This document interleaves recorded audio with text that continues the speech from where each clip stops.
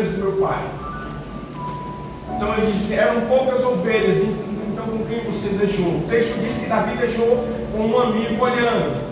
Mas o que mais me chama a atenção, o fato de Eliabe dizer que eram poucas ovelhas, mas quando ele está diante de Saul, ele diz, sempre que vi um leão, sempre que vi um urso, eu as defendi. Eram poucas, mas foi a essa pouca ou essa quantidade mínima a seus olhos Eliabe que o Senhor me confiou. Não importa se só tem 3 alunos, não importa se só tem 5 jovens, não importa se tem 10 senhoras, não importa se só tem 2 obreiros, foi o que o Senhor nos deu. Então nós precisamos do quê? Zelo.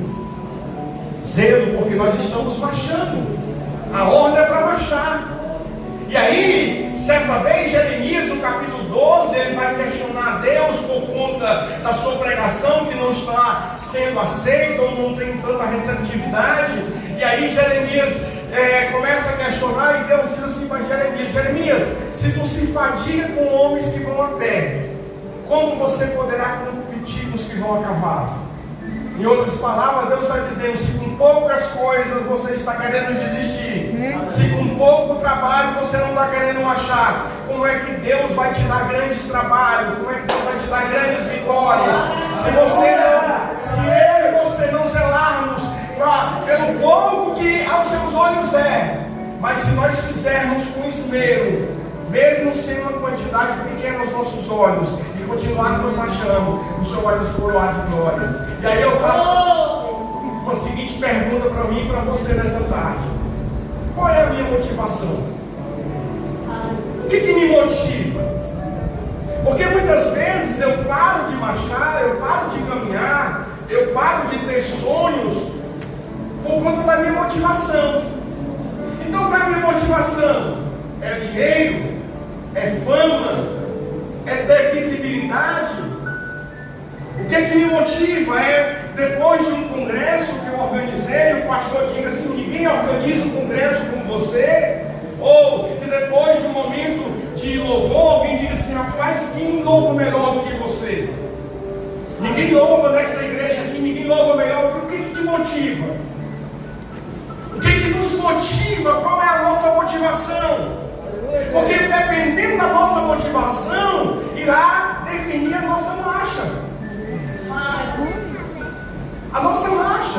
Ou o que motiva é uma vida devocional, em que o Espírito Santo a cada dia, certa vez, alguém disse para Paulo: olha Paulo, o Espírito Santo me revela que se tu for para Roma, se tu for para Jerusalém, se tu continuar nessa caminhada, o que te espera é prisões, o que te espera é isso. Ele já me revelou. Aleluia! Você está chegando com a mensagem atrasada, porque o Espírito Santo já me revelou no meu devocional o que me espera. Então o que me motiva a baixar não é o glamour, não é as palmas, não são os elogios, mas o que me motiva a marchar são justamente a convicção que o Espírito Santo me dá a cada dia de que Ele está comigo. De que Ele está recebendo o meu louvor. Aí a outra pergunta que eu faço a vocês: qual é a coisa certa a fazer? Qual é a coisa certa a fazer? Você sabe qual é a coisa certa a fazer enquanto presbítero? Enquanto diácono? Você sabe qual é a coisa certa a fazer enquanto líder de departamento? Enquanto auxiliar? Por que eu pergunto qual é a coisa certa a fazer? Porque para cada área que eu atuo existe uma expectativa. Existe uma expectativa. Existe uma expectativa do meu trabalho enquanto diácono, enquanto presbítero, enquanto músico. Existe uma expectativa tanto da igreja quanto dos céus. Aleluia. Existe uma expectativa tanto da igreja quanto dos céus. Aleluia. Então, caminhando nessa vida, na obra, a gente percebe muitas pessoas que foram alçadas a cargos da igreja, mas estão perdidas, pastor Marcos. Por isso que não conseguem marchar. Verdade. Porque ainda não leram sobre a sua função. O que faz um diácono? O que faz um presbítero? O que faz um líder? O que faz um professor de escola dominical? alunos fingem que aprende, ou ele sabe o que ele precisa fazer para dar uma aula excelente? Um músico, qual a coisa certa a fazer? Se você tem dúvida, então eu te chamo nesta tarde. Depois o pastor Marcos pega a minha disciplina, viu? Eu vou falar um pouco mais assim. Talvez vocês achem um pouco duro, depois o pastor pega a minha disciplina lá na série.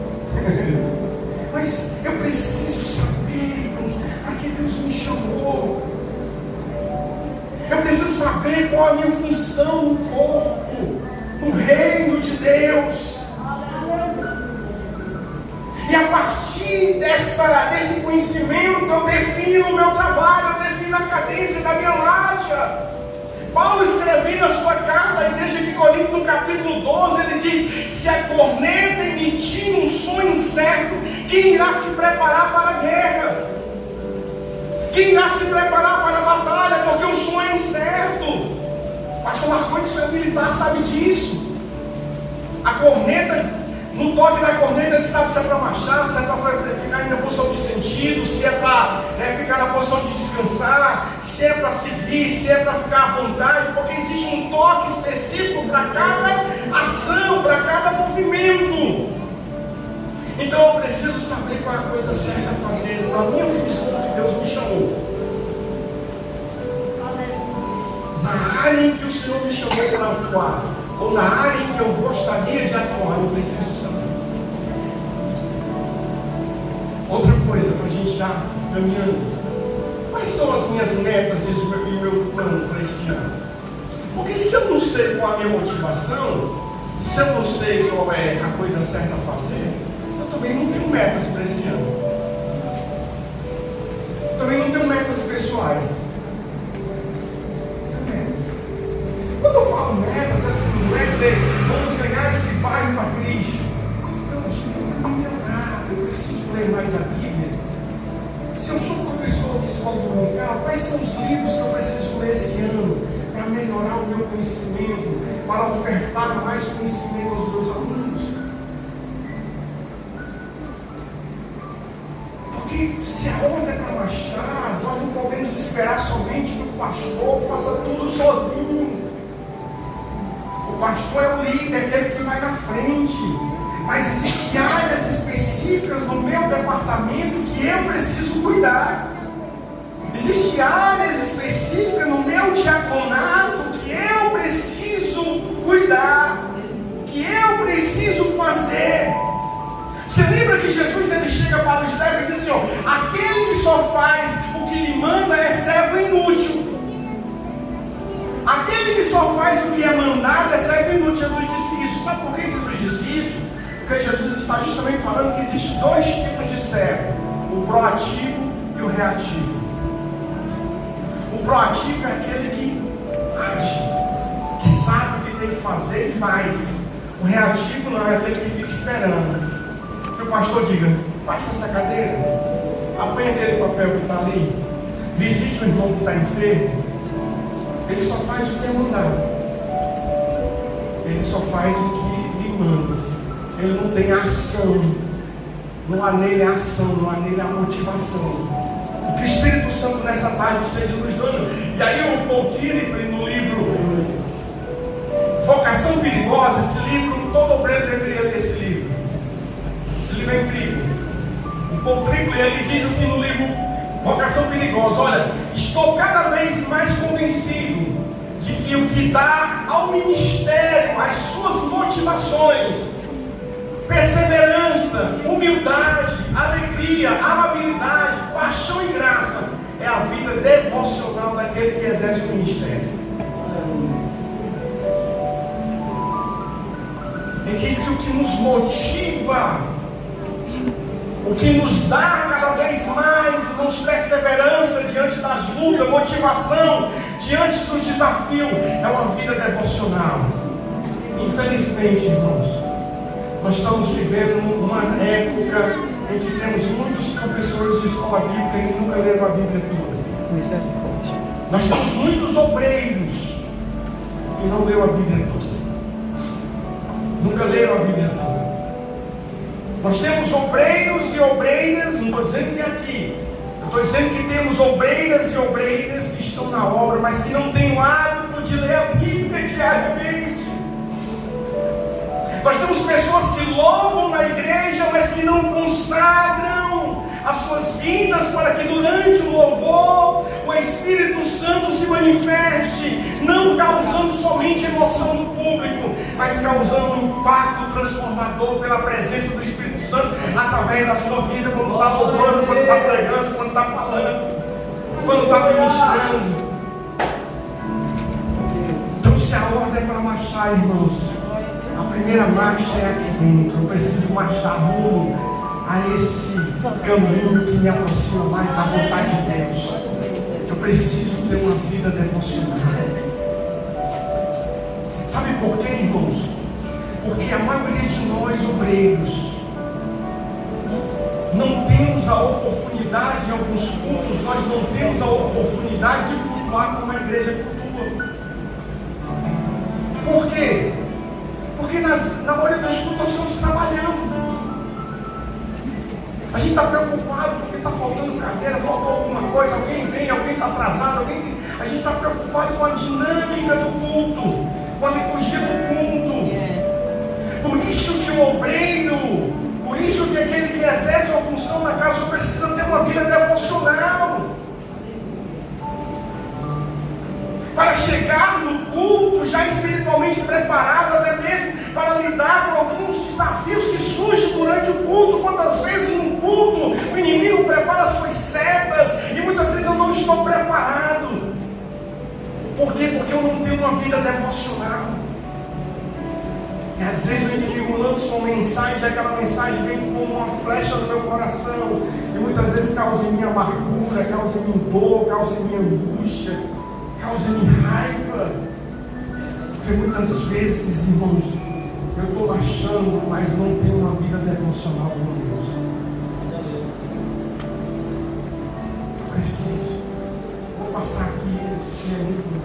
Eu queria estudar com os irmãos alguns casos de alguns líderes. Eu queria estudar com os irmãos alguns casos de alguns líderes que receberam de Deus a ordem para marchar. Eu escolhi alguns homens, mas isso não quer dizer que eu quero falar do gênero masculino em detrimento do feminino, não. Porque eu poderia citar Jezabel, eu poderia citar Herodias, mulheres, inclusive, que tiveram oportunidades de ter pedidos grandes, inclusive foram imprudentes no seu pedido. Eu poderia citar a Thalia, que foi uma rainha que reinou. Poderia citar tantas outras, mas eu não quero entrar aqui na questão do gênero, mas na questão da ação. De homens que receberam, de pessoas que receberam de Deus a oportunidade de marchar, de caminhar rumo à vitória, mas que em dado momento tomaram decisões imprudentes. O primeiro caso que eu queria ver com os irmãos é o caso do rei Jeroboão. Jeroboão, a partir do capítulo 11, eu tenho aqui capítulo 11 até o capítulo 14 de 1 Reis, se os irmãos quiserem acompanhar, o que acontece com Jeroboão? Salomão, no final do seu reinado, ele começa a ter umas decisões imprudentes. Salomão, no final do seu reinado, ele começa a ter umas decisões imprudentes. E aí Deus usa o profeta Aías. E o profeta Aías diz que não nos dias de Salomão, por amor a Davi, mas no dia dos no filho de Salomão, o reino seria dividido. Então o profeta Aías pega um manto de Jeroboão e divide em 10 partes, desculpa, em 12 partes, e diz que 10 tribos de Israel ficariam com ele. 10 tribos. E as outras 2 ficariam com Roboão por amor a Davi. Mas por gentileza, abra sua Bíblia aí, por gentileza, no verso de número 35, por favor. 38, capítulo 11, 1 Reis. Vamos todos juntos acompanhando a Bíblia. 38.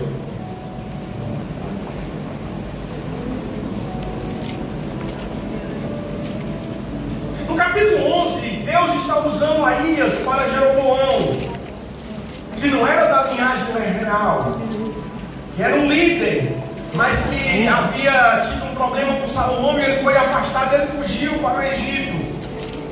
Mas o profeta Aías disse para ele: olha, Jeroboão, você será um líder em Israel, você terá 10 tribos para governar. Olha o verso 38, por gentileza. Deus está dizendo para ele, através do profeta Aías, que se ele der ouvido aos mandamentos, se ele andar nos seus caminhos, e se ele fizer o que é reto aos olhos do Senhor, e se guardar os estatutos, os mandamentos de Deus, Deus diz a ele que fará com ele como fez com Davi.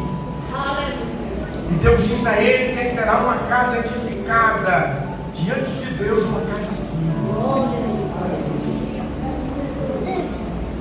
Deus está chamando Jeroboão. Ele está dizendo assim: Jeroboão, estou te dando ordem para marchar, mas o que é que tu tem que fazer, Jeroboão? Tu tem que andar nos meus caminhos, não precisa inventar nada. Jeroboão, tu não precisa imitar outros reinos, tu não precisa imitar outros costumes, porque sou eu, Jeroboão, que estou te chamando. Deus está dizendo isso para ele. Mas interessante, amados irmãos, que Jeroboão recebe esse aviso de Deus. E se você olhar no capítulo 12, por gentileza, no capítulo 12, no verso 28, o texto diz que Jeroboão recebeu conselhos de homens que não eram tementes a Deus. Ele recebeu conselhos de homens que não tinham o temor do Senhor. E aí ele vai introduzir a idolatria dentro de Israel. Por que eu estou falando isso, irmãos? Inclusive, se você olhar a história dos reis de Israel, você vai ouvir sempre a mesma narrativa. Permaneceram nos pecados de Jeroboão, permaneceram nos pecados de Jeroboão. Os reis de Israel vão sempre receber, fizeram o que era mal ao Senhor e permaneceram nos pecados de Jeroboão. O que é que Deus está nos mostrando aqui através desse rei, irmãos? Que muitas vezes nós recebemos o chamado de Deus para o ministério. Muitas vezes no começo do ano, Deus fala com o nosso pastor, e ele põe as mãos sobre nós, e ministra ali a unção, para que naquele ano nós assumamos um trabalho, e agora nós temos a ordem para marchar. E naquele momento nós ficamos motivados. Mas parece que a gente começa a olhar para as ondas à nossa volta, e a gente parece que tira o olhar do Senhor. Parece que a gente deixa de confiar no Senhor. E aí a gente começa a buscar conselho dos outros. Vai orar com um, vai orar com o outro, conversa com um, conversa com o outro, só não conversa com Deus. Então, meu irmão, se Deus lhe deu algo, ou se Deus lhe confiou algo na sua casa, seja em quais áreas forem, então no momento em que você está enfrentando alguma dificuldade, você deve entrar no seu quarto.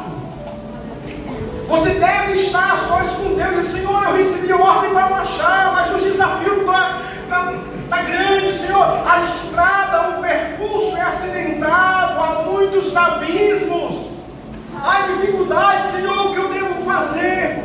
Aleluia! Senhor, me orienta, porque eu tenho uma responsabilidade, eu preciso cumprir a minha caminhada, eu preciso continuar marchando, eu não posso parar. Então, Senhor, me ajuda.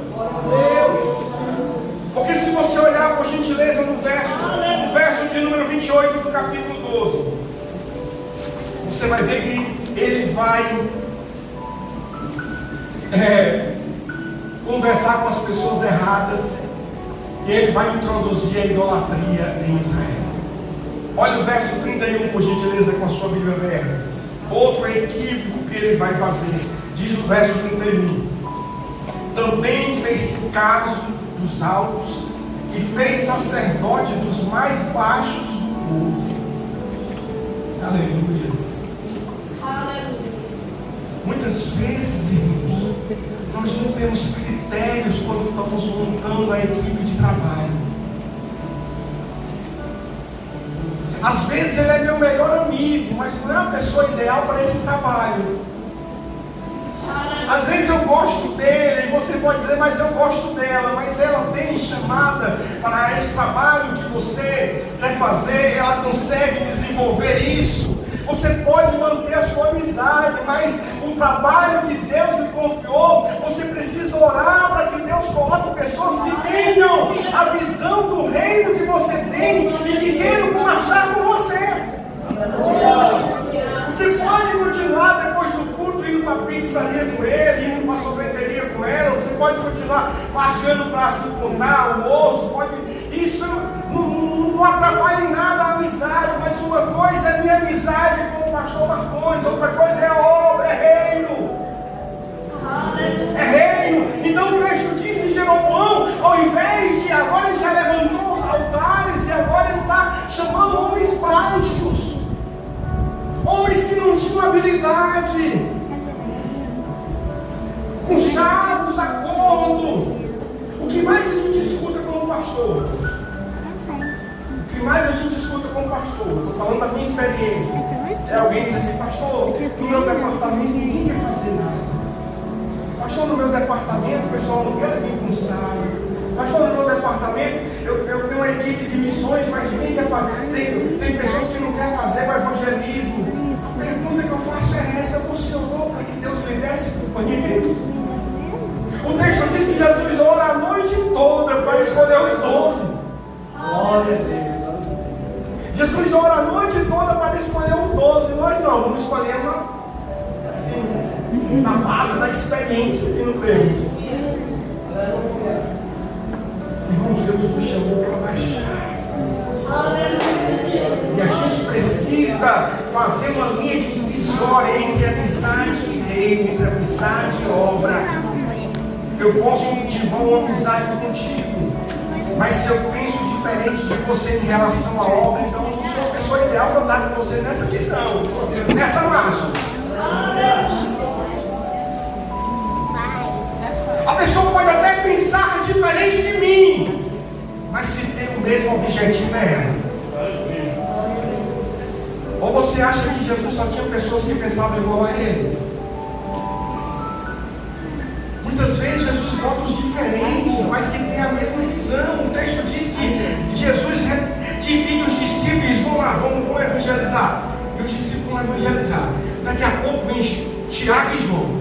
Jesus, nós entramos ali na cidade, ali na terra dos samaritanos, e eles simplesmente recusaram a nossa pregação. Então o Senhor autoriza a gente orar para que caia fogo do céu e bate logo todo mundo? Aí Jesus disse: não, João, Tiago, vocês têm a visão de reino, vocês querem evangelizar, mas deixa eu te mostrar como é que a gente faz com pessoas que pensam diferente. Deixa eu mostrar aqui a linguagem do reino. E aí daqui a pouco esse João que queria matar o povo incendiado, agora é o apóstolo do amor. Tiago é aquele que está agora sendo martirizado por amor à obra. Então a gente precisa, nessa marcha, a gente precisa ser seletivo. Aleluia, Deus. Não estou falando de preconceito, não estou falando de discriminação, estou falando de reino. Eu posso cultivar amizade com todos os irmãos, mas para obras específicas que Deus me chamou, eu preciso ter pessoas que pensem, que queiram, mesmo que digam assim: eu não sei fazer, mas eu quero. Eu não sei fazer, mas se você me ensinar, eu aprendo. Porque eu quero marchar, eu quero fazer aquilo que Deus me designou a fazer. Para a gente ganhar tempo, porque meu tempo já está estourando só no primeiro. No capítulo 13, você vai ver que Deus ainda usa de misericórdia para Jeroboão, manda um homem de Deus, dá uma olhada no capítulo 13. Um profeta vem e profetiza contra o altar. Jeroboão, ao invés de arrepender-se, ele se volta contra o homem de Deus e tenta segurar o altar para não se quebrar. E a mão dele fica seca. Sabe o que eu aprendo, irmãos? Porque Deus me ama, porque Deus te ama. Quando você pega um percurso errado, muitas vezes Deus usa o pastor para nos repreender. Muitas vezes Deus usa alguém para nos mostrar, mas o nosso orgulho não permite a gente ver. Porque Deus nos ama e se Ele nos quer na marcha, muitas vezes Ele vai usar pessoas para nos contrariar. Por quê? Porque Ele quer que a gente volte para o plano, para a linha, para o caminho que Ele designou. Porque quando nós fazemos a obra de Deus, não é segundo a nossa vontade, é segundo a vontade dele. Eu posso ter os melhores planos, mas Deus não unge plano. Eu posso ter as melhores ideias, mas Deus não unge ideia. Deus unge o seu coração. Deus unge você. E é Ele que Ele quer ao seu lado. Aleluia. Vamos seguindo. Está aqui os textos aqui. Eu até botei aqui a referência se vocês quiserem ver em casa depois do carro. Outro líder, pastor, aí mais. Quem já ouviu esse nome? Quem lembra desse nome? Aí mais. Deixa eu contar uma historinha para vocês. Aí mais é filho de Zadok. Mas na linha sucessória ele seria depois o próximo sacerdote. Porque assim, quando Eli pecou, ele era da linhagem do filho de Arão de Itamar. Então quando Eli pecou, Deus havia dito a ele que a sua casa seria cortada da frente do sacerdócio. E aí vai seguir a linha de... Eu esqueci o nome do outro filho de Arão, que é Elisamar, uma coisa assim. Zadok é dessa linhagem. E aí Maás é filho de Zadok. Quando Davi, olha que coisa interessante. Quando Davi está fugindo de Absalão, porque Absalão dá um golpe de estado e vai tomar o reino de Davi. Davi está fugindo de Absalão. E aí Davi foge de Absalão, mas deixa no palácio algumas pessoas estratégicas. Ele deixa algumas pessoas estratégicas. Dentre eles, Davi diz assim: sai, fica aqui para contrariar os conselhos de Aitofel, e tudo o que acontecer aqui, tu conta para Ahimaás e para Jonatas. Ahimaás, filho de Zadok,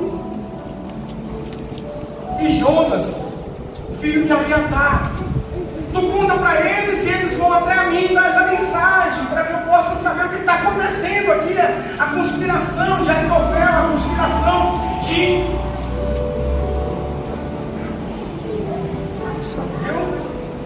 Aí ele diz: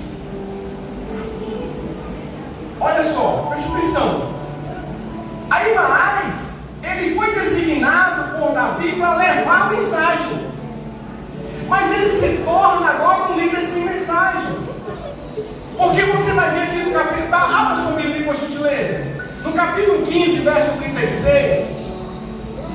No capítulo 15, verso 36, Davi vai designar Ahimaás como portador da mensagem. Mas, quando chega no capítulo 18, que Absalão morre, e alguém tem que levar a mensagem para Davi, o que acontece? Quando ele tem que levar a mensagem para Davi, ele diz assim para Joabe: Joabe, deixa eu ir lá falar. Joabe, deixa que eu vou levar a palavra. Deixa que eu vou lá, Joabe. Joabe sabendo disse: não, tenha calma, não vai agora não. Não, mas deixa eu ir, eu quero ir. De tanto ele insistir, você vai ver no verso 19 até o 29, Joabe permite que ele vá. Quando ele chega em Davi pergunta assim para ele: Ahimaás, como é que foi a guerra? Isso foi bem, os teus inimigos morreram. E aí Davi pergunta: e o que aconteceu com João de Absalão? Eu disse: eu não sei. Davi pergunta: e o que aconteceu? Eu não sei. Então Davi diz: não fica de lado aqui.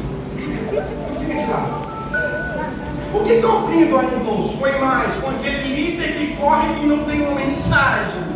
Ele não tem uma direção, ele está correndo sem norte.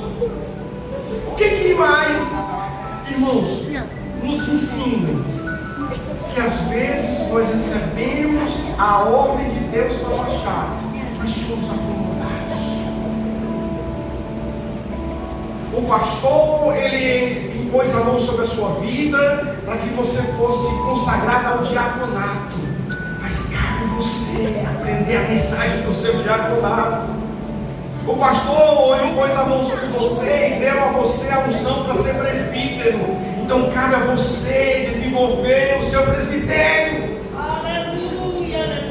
Ele pôs a mão sobre você para ser líder. Então desenvolva a sua liderança, aprenda. Para ser professor de escola dominical, então aprenda. É muito triste, irmãos, quando às vezes a gente vira no culto assim, irmão, você vai trazer a palavra hoje, você não está preparado. Como assim, meu irmão? Tem alguém que diz assim, não, para me pregar, o pastor tem que me avisar 2 semanas antes. Não! O pastor não tem que avisar nada, eu tenho que estar preparado. Eu não posso ser um mensageiro sem mensagem, eu não posso ser um professor que eu não estou preparado para dar aula na hora que precisar. Eu sou professor, estou na escola bíblica, o professor que ia dar aula, aconteceu um imprevisto, o carro furou o pneu, ou alguém da família adoeceu, ele precisou ir para levar a pessoa no médico, e ele ia dar aula, e agora aconteceu esse imprevisto. Aí o pastor Marcos olha para mim e disse assim, pastor Demi, o irmão fulano ia dar aula e ele faltou, e agora é o senhor que vai dar aula hoje. Eu disse, não, pastor, pelo amor de Deus, eu não preparei a aula, eu não estou. Como assim? Eu, enquanto professor, preciso estudar todas as lições que eu estou comigo. Eu tenho que estar preparado. Eu, como professor, preciso estar preparado. Eu, enquanto pastor, eu preciso estar preparado. Pergunta para o pastor Marconi, se a gente chega na sede do pastor só se vira e diz, agora que está mudando mais, né? Mas na gestão do pastorzinho era assim. Pastorzinho, a gente não podia doutrina, não podia Santa Ceia, e disse assim, irmão, você que vai pregar hoje. Aí eu disse, não, pastor, não estou preparado não. Mande outro. Mas temos que estar preparado. Porque se você não está preparado para fazer uma mensagem, para dar uma saudação, eu estou falando de líderes, estou falando de obreiro, estou falando de pessoas de escola dominical. Como é que você está preparado para continuar marchando? Você está preparado para marchar?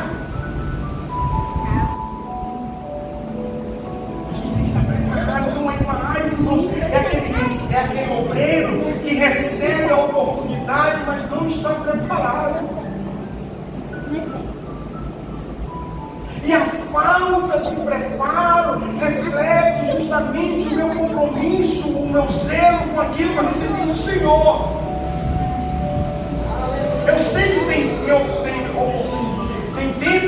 dia que a gente não tem tempo de ler a Bíblia, eu sei disso. Eu sei que tem dia que é muito corrida, a minha vida é corrida assim como a sua, tem dia que não dá para ler.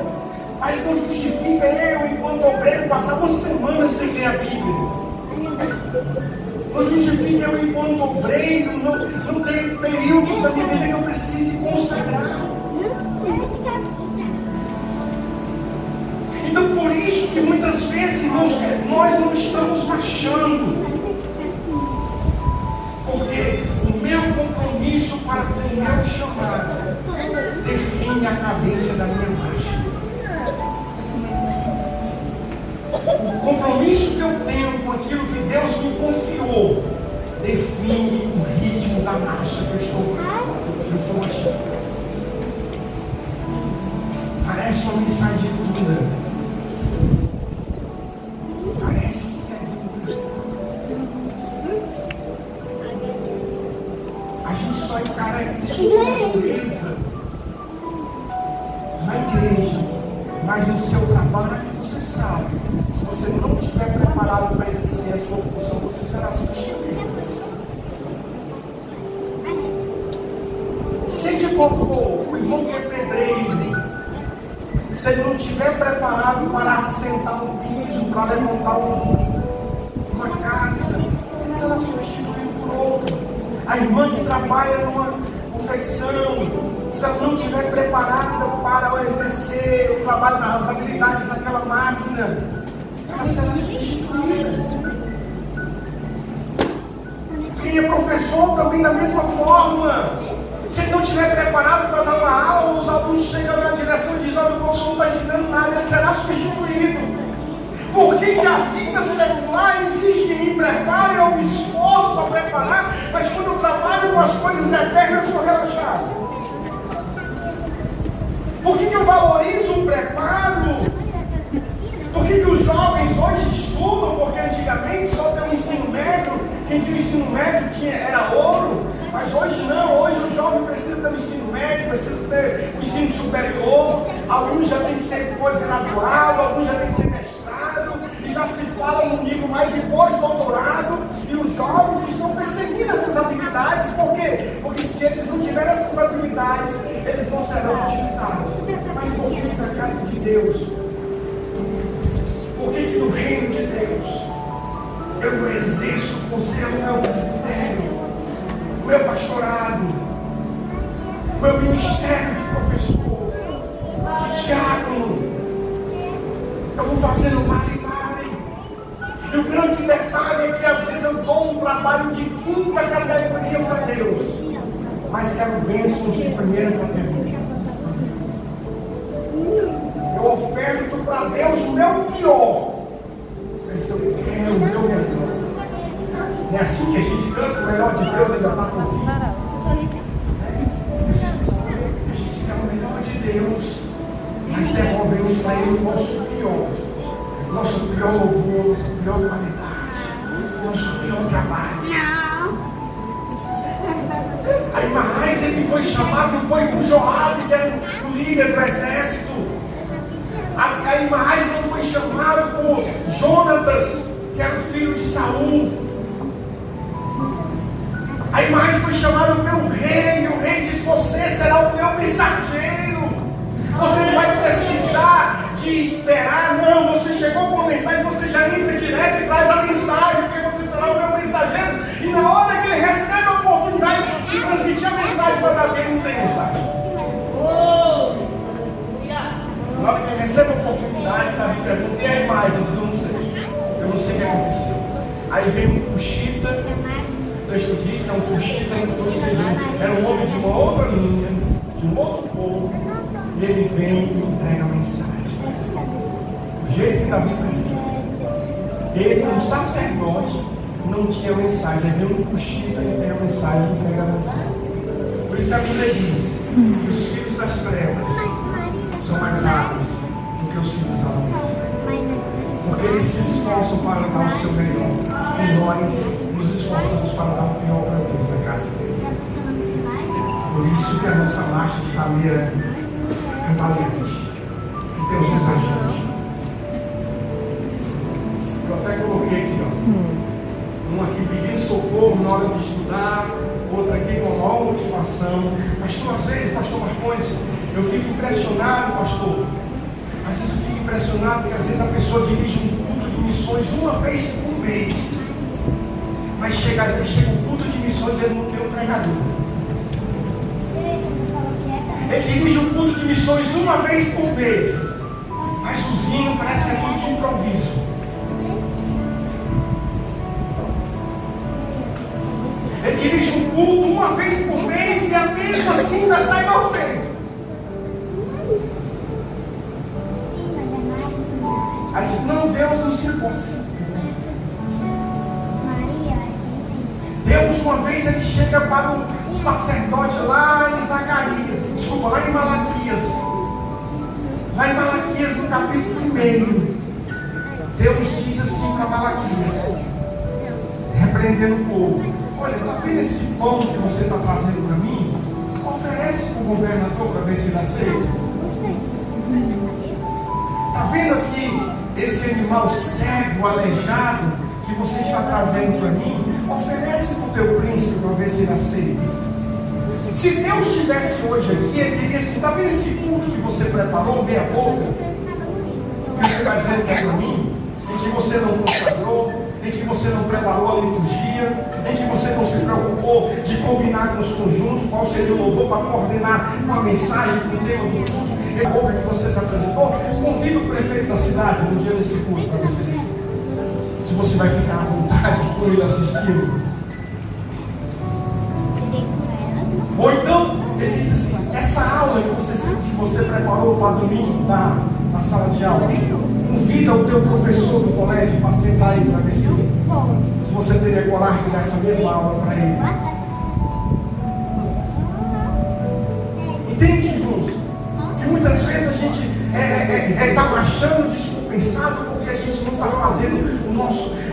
Deus, ele diz assim, ó, eu olho para a sua estrutura, viemos que somos pó. Eu não estou falando de perfeição. Eu estou falando de que quando você dá o seu melhor, mesmo que as pessoas achem feio, mesmo que a pessoa não goste da sua aula, mas Deus sabe que você está dando o seu melhor. Mesmo que você esteja fazendo um trabalho que as pessoas digam, não está bom, não importa se as pessoas estão dizendo, mas Deus sabe que eu dei o meu melhor. Não importa se as pessoas estão achando que eu estou cantando desafinado, não importa, mas aqui dentro Deus sabe que eu dei o meu melhor, que eu me esforcei, que lá em casa eu disse para Deus, eu vou consagrar porque à noite eu vou receber uma oportunidade para louvar. Eu vou consagrar porque hoje eu vou dirigir um culto, porque no próximo culto, por isso, o Oswald Smith, ele diz no seu livro Paixão pelas Almas, de você ter cultos. E a igreja que passou um ano inteiro fazendo culto, gastando com energia, gastando com isso, gastando para em prejuízo. Porque ele diz que a razão do culto é adorar a Deus e salvação de almas. E muitas vezes as almas não são salvas porque nós, enquanto dirigentes de culto, estamos falhando. Porque nós não estamos nos preocupando com a mensagem que Deus nos confiou de transmitir essa mensagem. É difícil. Saúl, outro rei. O texto diz que o povo rejeita Samuel e pede a Deus o rei. O texto vai dizer, a partir do capítulo 9 e 10 de Samuel, que não havia um homem tão bonito, tão belo quanto Saúl. E Deus escolhe Saúl para ser o primeiro rei de Israel. Só que Saúl, ele começa o seu ministério fazendo a coisa certa. Mas daqui a pouco ele começa a tomar pé, começa a gostar, e ele acha que é bom. Aí agora Jonatas vence os filisteus e ele assume a batalha para ele, e diz a minha vitória. Agora ele está não fazendo um altar para Deus, ele está fazendo um altar para ele.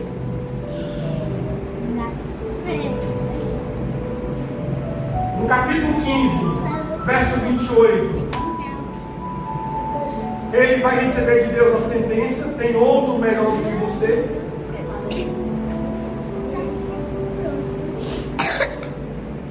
Porque Saúl se achava o tal.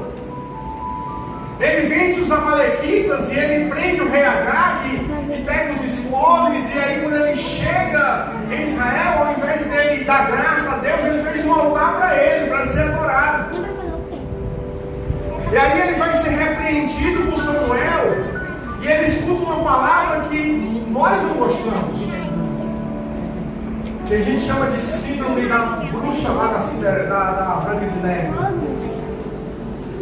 Estava tudo bem no palácio, estava tudo bem na casa dela, estava tudo bem no reino, mas um dia ela olha para o espelho e diz: espelho, espelho meu, há alguém no palácio mais bonito do que eu, mais bela, mais isso, mais aquilo. O espelho diz: ah, quem? A Branca de Neve. Aí ela se transforma numa bruxa e passa a perceber.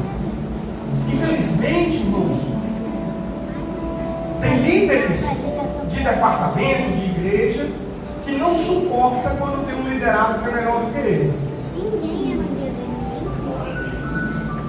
Glória a Deus, nada. Tem gente que não suporta, irmãos. Se Deus der a você pessoas mais habilidosas do que você, está na sua vida, graças a Deus. Porque isso é sinal de que seu departamento, a sua igreja vai crescer. inveja, glória. Saul, ele tem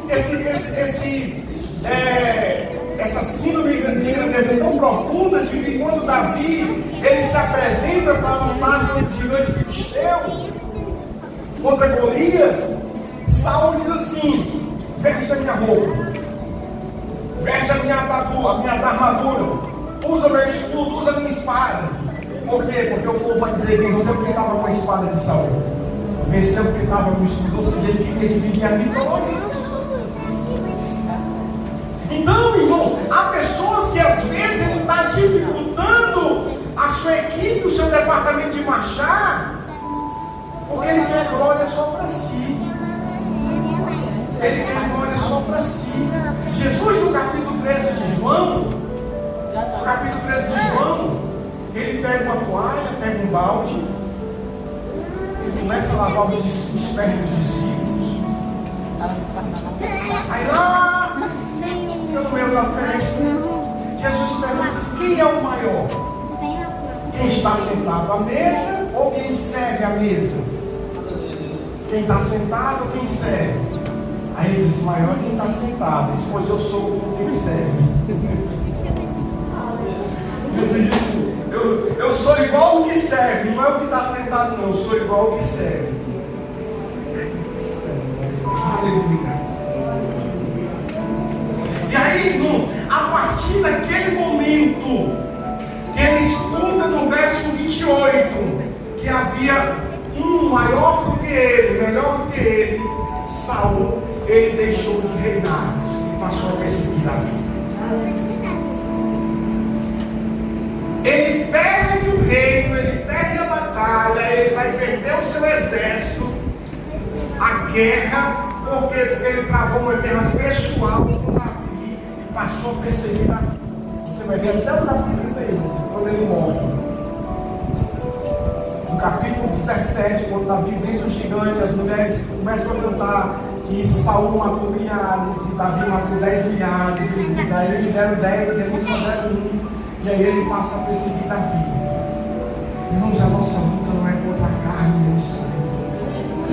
A nossa luta não é contra a carne nem o sangue. A nossa luta não é contra os principados. A nossa luta é contra os principados. Aleluia.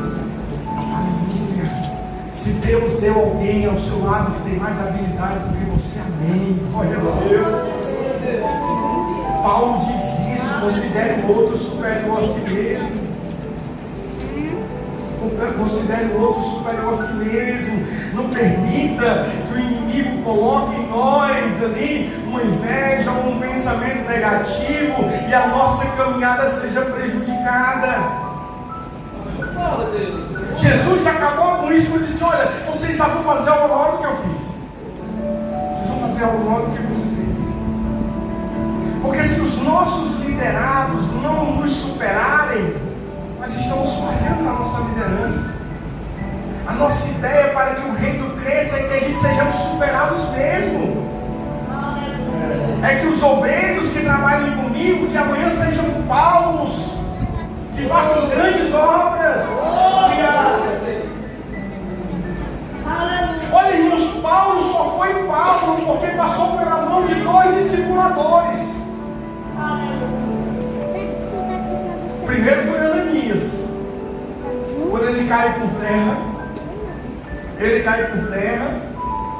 Deus diz: Ananias, vai lá na casa onde está o Paulo e dá o endereço. Ele diz: mas Jesus, deixa eu te contar aqui uma história. Paulo é aquele que anda perseguindo e matando os crentes e tal, perseguindo. Ele diz: vai, porque ele para mim é um vaso escolhido. E aí Ananias dá a ele os primeiros passos no discipulado. Daqui a pouco ele vai ficar agora sob os cuidados de Barnabé. E está havendo uma vida. Paulo sai de Damasco, sai de Jerusalém e volta para Damasco. Mas há um avivamento. Aleluia. No capítulo 12 você vai ver isso de Atos dos Apóstolos. Barnabé vai buscar Paulo e dá os primeiros comandos. E agora Paulo é o grande expoente do Evangelho. Porque lá atrás teve alguém. Então, da mesma forma, somos nós, irmãos. Nessa fase da marcha que nós estamos caminhando, Deus vai colocar pessoas em nossas mãos em que farão grandes obras, mas farão porque vão passar por nossas mãos. Então nós não podemos ter inveja, nem podemos tentar parar a caminhada deles, porque lá no céu, quando nós estivermos na presença do nosso Deus, Deus vai dizer: olha, ele fez isso, mas ele passou pelas tuas mãos. Então ele alçou voos alto, porque você o impulsionou, porque você o apoiou, porque você o ajudou. Então também nós teremos parte dessa glória, dessa vitória. Nós não podemos ter a síndrome de Saul. Deixa Davi em paz e vamos fazer o nosso trabalho. Deixa Davi seguir o curso que Deus determinou e vamos seguir o nosso. Não vamos tentar parar Davi, porque se nós perdermos tempo para parar Davi, Satanás vai ganhar espaço no nosso coração, na nossa mente, na nossa vida, no nosso ministério, e nós iremos nos acabar. Nós iremos acabar como acabou Saul, cometendo suicídio, tirando a própria vida, porque o orgulho não deixou ele morrer nas mãos dos filisteus. Jesus, outro exemplo. Pastor, estou terminando, mais uns minutinhos. Amém, irmãos? Amém. É bom que depois vocês, pastor, não chamam o pastor Ademir, não, que ele fala demais. Outro líder que recebeu de Deus a ordem para marchar, mas que foi imprudente, foi Joabe. Joabe, ele fez por merecer, irmãos. No capítulo 11 de 1 Crônicas, Davi diz assim: olha, quem entrar na terra dos Jebuseus, eram homens valentes, difíceis, mas Davi diz: quem entrar lá e vencer será um dos meus líderes. Joabe diz: eu vou, deixa comigo. E o texto diz que Joabe foi e venceu, e foi transformado no chefe, no líder. Aqui no verso 34, no capítulo 27 também diz isso. Mas o líder, o obreiro, o professor, o músico, a irmã que lidera, tem que ter muito cuidado com o excesso de boa vontade. O excesso de boa vontade atrapalha. Você tem que marchar com o seu pastor. Não adianta tentar passar na frente dele que está errado. Olha que coisa interessante, irmãos. Olha que coisa interessante. Lá no livro de 1 Samuel, capítulo 3, o texto diz que a lâmpada de Israel estava se apagando, mas aí Deus vai falar com Samuel, não é assim? Quando Deus chama Samuel, presta atenção, é muito interessante isso que eu vou dizer para você. Deus chama Samuel por 3 vezes. Samuel, de quem que ele escuta a voz? De quem que ele escuta a voz? De Eli. Ele escuta a voz de Eli. Se ele tivesse escutado uma voz desconhecida, ele teria ficado assustado. Se ele tivesse escutado uma voz que não lhe fosse comum, ele teria dito: é fantasma. Ele teria ficado espantado com a voz, porque ele não conhecia. Ele conheceu a voz de Eli. E aí ele vai até Eli e diz assim: fala, Senhor, o teu servo ouve. Ele diz: eu não te chamei, volta para o teu aposento, vai deitar. Ele deita, daqui a pouco ele escuta: Samuel. Ele escuta novamente a voz de Eli. E ele diz: Eli, tu me chamou, não chamei, volta. Na terceira vez ele diz assim: se tu ouvir de novo a voz, tu diz: fala, porque tu serve muito. Sabe por que Deus falou com Samuel através de Eli, mesmo ele estando fraco, estando velho, mesmo ele estando incapacitado, porque estava ali sendo conivente com os erros do seu pai, mas ele era o pastor. A voz de Deus para esse setor vem através do pastor. A voz de Deus para o nosso ministério vem através do nosso pastor. Por mais boa vontade que eu tenha, eu preciso ouvir a voz do meu pastor. Eu preciso que ele sinalize para mim: faça. Até se ele sinalizar e não for da vontade de Deus, Deus faz como fez com Natan. Davi diz assim: olha, eu quero fazer um templo assim, assim. Davi disse: Natan disse: é de Deus, faz porque Deus está no negócio. Natan volta, sai alegre, opa, vai ter uma congregação boa. Aí Deus diz assim: Natan, volta lá e diz para Davi que não vai ser ele que vai construir, não, porque ele tem sangue nas mãos. Ele vai construir um filho dele. Mas a voz é do pastor. Joabe é um líder excelente. Através de Joabe, Deus deu muitas vitórias a Israel. Mas ele era um líder que tinha excesso de boa vontade. Muitas vezes ele desobedeceu Davi e matou Abner. Ele desobedeceu Davi e matou outro general, que eu esqueci o nome agora. Amassa. Ele desobedeceu Davi e matou Amassa. Ele desobedeceu Davi e matou Absalão. Ele bate de frente com Davi quando Davi está ali no seu luto. Ele disse: se você não voltar agora para o trono, eu vou colocar todos os soldados de Israel contra você. Volte agora. Ele começa a bater de frente com a liderança. Irmãos, por mais boa vontade que eu tenha, eu não posso ultrapassar a autoridade constituída por Deus. Aleluia, Jesus. Você pode ter as melhores ideias, mas você precisa se submeter à liderança. Sabe por quê, irmãos?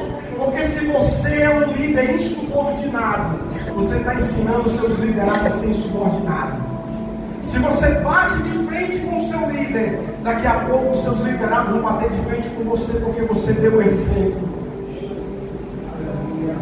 Você passou um exemplo que não é humilde. Você passou um exemplo que não tem respeito. Aleluia. O John Maxwell, ele tem um livro chamado Líder 360 Graus. O que ele chama de líder 360 graus? É que o líder, ele exerce uma influência que está acima dele. Ele exerce excelência com os seus pares que estão ao lado dele. Ele exerce influência sobre os seus liderados que estão abaixo dele. Então, se você quer ser respeitado, mostre para os seus liderados que você respeita. Se você quer ser honrada, mostre para os seus liderados que você honra. Se você quer ser seguido na marcha, então mostre que você está seguindo também. Não adianta você ter excesso de boa vontade para ser desobediente. Inclusive Samuel diz assim para Saul: Saul, deixa eu dizer uma coisa. O pecado da rebelião, da desobediência, é como o pecado da feitiçaria. O que Deus está dizendo para Saul naquele momento através de Samuel?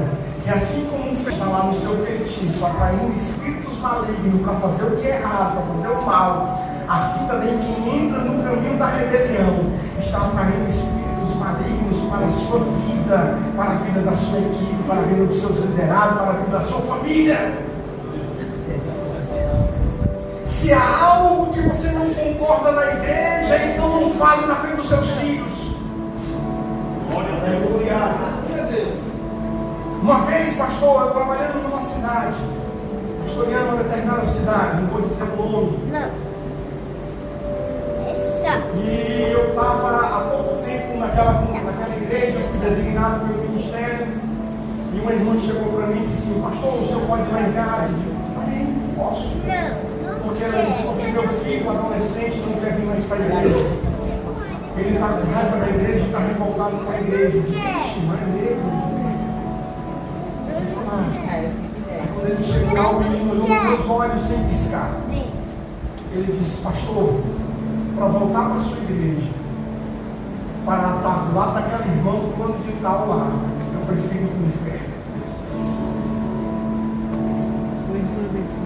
Aí eu tive um trabalho de desfazer aquela situação, mas eu disse para a irmã: preciso. Ela tinha tido um probleminha com outra irmã, chegou lá em casa chorando na frente do filho, e descarregou tudo para a família, meu esposo. Já tivemos um obreiro excelente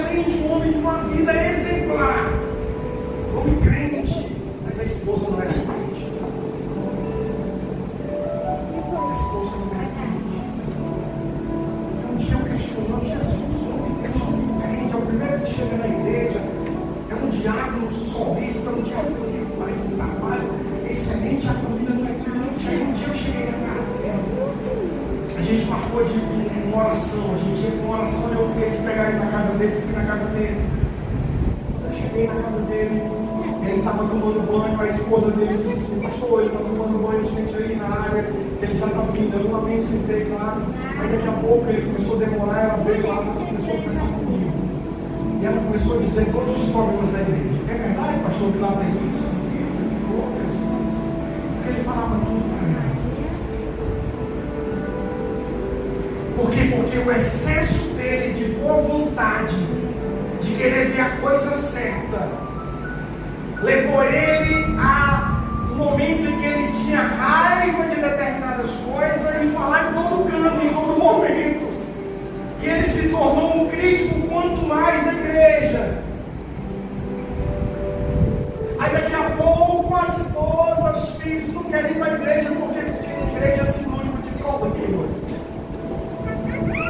Então há muitos líderes que estão perdendo as suas famílias porque eles querem consertar a igreja e desmantelando a sua casa. Eles querem consertar a igreja desmantelando as suas famílias. Eles querem consertar a igreja desmantelando o seu ministério, desmantelando o seu departamento. Então, se nós queremos consertar a igreja, primeiro a gente conserta a nossa vida. Senhor, tu sabe que eu não concordo com isso, me ajuda. Senhor, tu sabe que eu estou ficando irritado com essa situação, então me ajuda, me dá uma solução, me dá uma ideia, me dá, Senhor, uma criatividade, me ensina, Senhor, me habilita, Senhor, para esse trabalho. Porque aquilo que mais te incomoda na igreja é onde Deus quer te usar. Os defeitos que você está vendo na igreja não é para você criticar, porque já tem um diabo para fazer isso. Você torne parceiro dele. Então os defeitos e os problemas que você vê na igreja é porque Deus quer te usar. Se você não tem habilidade para fazer, Ele quer que você interceda para que Ele levante pessoas que façam. Eu não sei trabalhar com isso, eu não sei trabalhar com aquilo, mas o Senhor levanta homens e mulheres. Não é isso que Jesus disse? Roga ao Senhor da seara para que Ele levante trabalhadores da sua seara. Amém? Eu só tenho mais uma palavra. Eu posso falar, irmãos? Senão eu não posso falar por aqui. Pastor Marcos aqui, perdoe, mas amém. O último é Sansão. Sansão, ele foi um homem levantado por Deus para ser um líder em Israel. Mas por que ele não consegue marchar? Porque ele é um homem obstinado.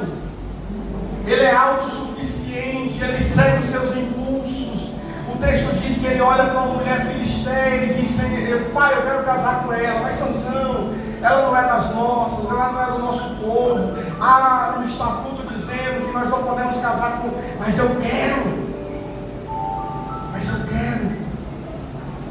Ele é um homem transigente. O que é isso, irmãos? Ele negocia o inegociável. O texto diz que quando ele vai para o casamento, lá no capítulo 14 de Juízes, eu botei aqui capítulo 13 a 16, lá no capítulo 14 diz que ele está indo para o casamento, e no meio do caminho o texto diz que o União vai ao encontro dele. Presta atenção, irmão, está indo ele, o pai dele, a mãe dele, mas o União escolhe quem, ao invés de escolher, que dizem, né, o ditado, a verdade, que o União sempre escolhe as presas mais fáceis, né? Então, tecnicamente, os pais, por ser mais idosos, teriam menos habilidade do que Sansão. Mas o texto diz que o leão vai só atrás de Sansão.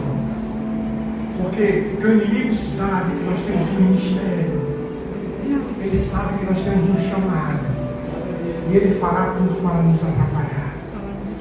Mas aí o texto diz que Sansão mata o leão. Dias depois ele volta para ir à casa da noiva. E aí, no meio do corpo do leão, na carcaça do leão, havia lá um mel. E ele come. Por que ele negociou o inegociável, irmãos? Porque ele era nazireu. Nazireu não podia tocar em cadáveres, não podia tocar em coisa imunda, não podia beber bebida forte. Havia alguns critérios. Então, irmãos, se eu e você fomos chamados para a obra, nós temos que ser preciso colocar um prefixo aqui, ó. Nós precisamos ser intransigentes. Nós não podemos negociar o dom de Deus. Nós não podemos negociar o chamado de Deus na nossa vida, porque nós estamos marchando. Como disse Neemias, nós estamos fazendo uma grande obra. Aleluia. Olha que coisa interessante, irmão. Sansão era independente. O que é isso, irmãos? Você olha lá no livro de Juízes, todo juiz levantado por Deus tinha um exército. Mas Sansão era um homem de um exército de um homem só. Olhe lá no livro de Juízes. Você vai ver que todos os juízes levantados por Deus tinham um exército. Mas Sansão, o pastor Marcondes, queria marchar sozinho. Ele era independente. E nós não podemos marchar sozinhos. Ele esconde as coisas do pai, ele esconde as coisas da mãe. Ele não tem um amigo ali com ele. Nós precisamos de Deus, mas nós precisamos das pessoas.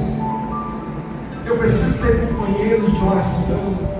Eu preciso ter companheiros de oração. Eu preciso ter companheiros que eu diga: ore comigo. Entre num propósito de jejum comigo.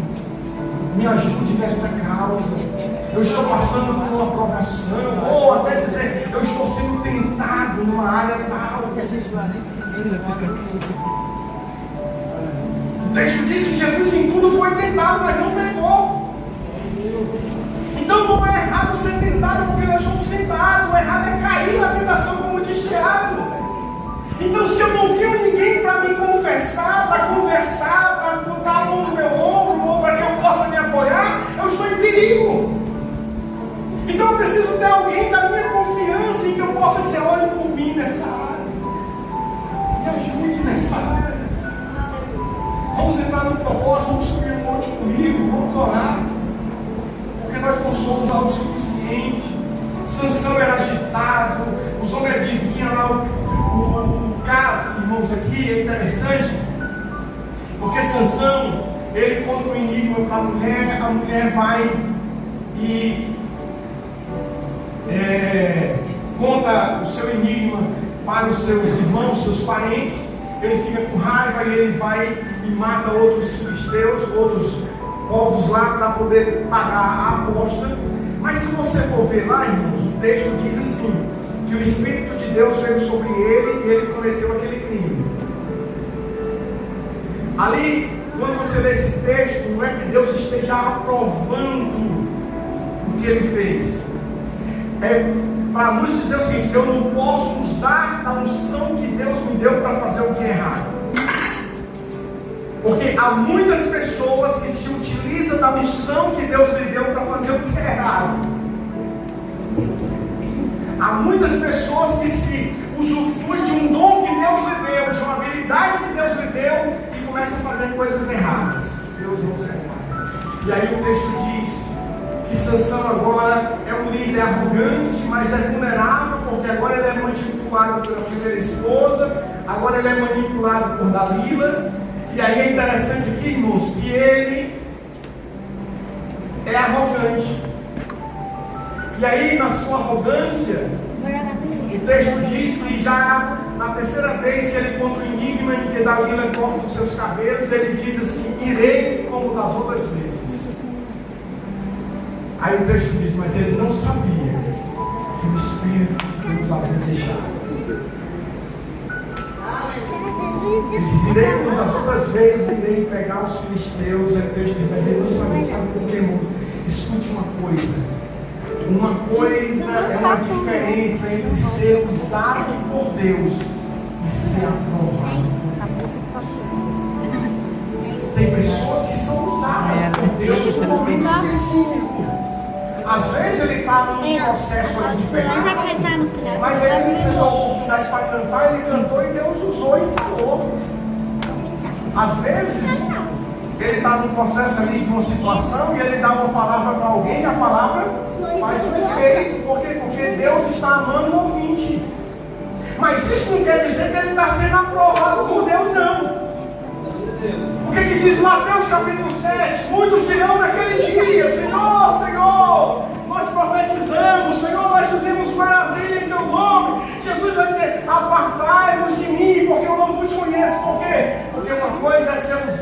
por Deus, outra coisa é ser aprovado.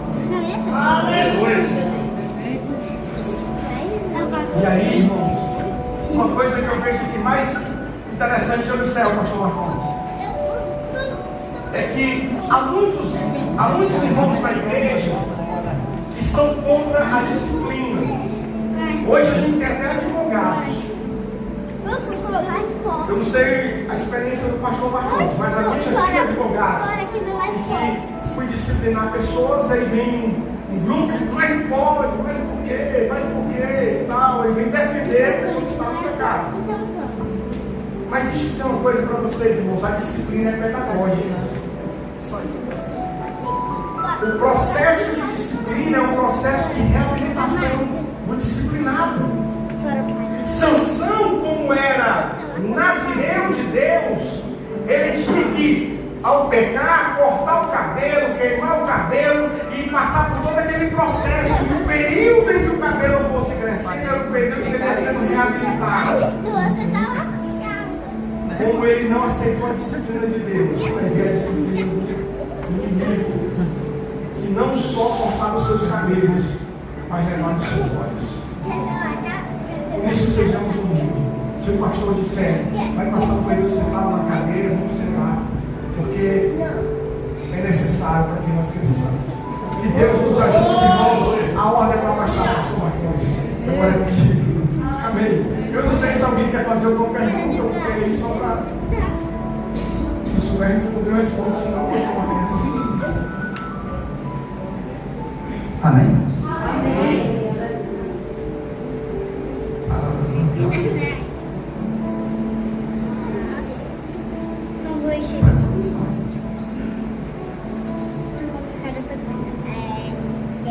Deus ele nos concede essa oportunidade para nós refletir naquilo que nós estamos errando.